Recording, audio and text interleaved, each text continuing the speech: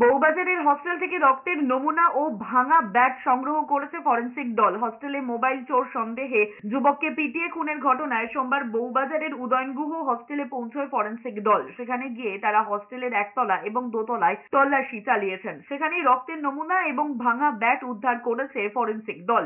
এর আগেও ওই হস্টেল থেকে একাধিক ব্যাট এবং লাঠি পেয়েছিল পুলিশ। যুবককে মারধরে তা ব্যবহার করা হয়েছিল কিনা তা খতিয়ে দেখা হচ্ছে। দ্রুতদের হস্টেলে এনে ঘটনার পুনর্নির্মাণ করা হবে বলে পুলিশ সূত্রে খবর। তবে পুনর্নির্মাণ কবে হবে তা জানা যায়নি। বউবাজারের ঘটনায় এখনো পর্যন্ত মোট 14 জনকে গ্রেফতার করেছে মুচিপাড়া থানার পুলিশ। দ্রুতদের আগামী 4 জুলাই পর্যন্ত পুলিশি হেফাজতে থাকতে হবে।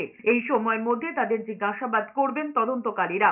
গত শুক্রবার বউবাজারের হস্টেলে বেলগাছিয়ার বাসিন্দা ইরশাদ আলম নামের 37 বছরের যুবককে পিটিয়ে মারার অভিযোগ ওঠে।